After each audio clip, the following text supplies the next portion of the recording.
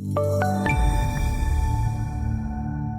afternoon, this is Bob Iaccino coming to you from the CME Group trading floor in Chicago. Talking FX, you have to talk about the euro today hitting a one-year low, finally breaking out, or rather breaking down from that channel it's been in for the last month and a half, 2 months, between basically 116 versus the US dollar and 118. The euro futures are at their lowest level if you did a continuous contract since about July of 2017. That is obviously a one-year low. Tremendous pressure on the euro today. Again, biggest down day we've had since about June 14th, and that was the breakdown into the channel that I just mentioned.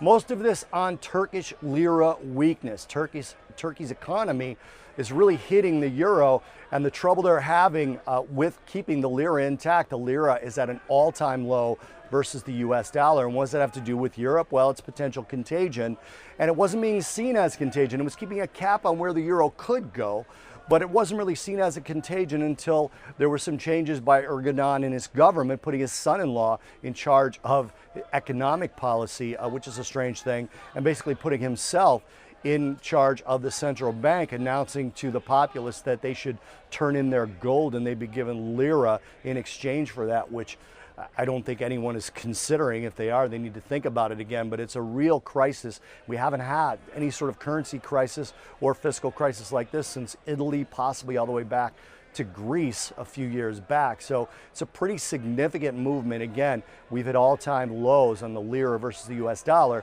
and that contagion is specific to the EU banking community, where you've got a couple of banks, BVV, one of them, that have a great exposure to Turkey. And when the banking system is as interconnected as it is, that can become a contagion pretty quick, and that's what's hitting the euro right now.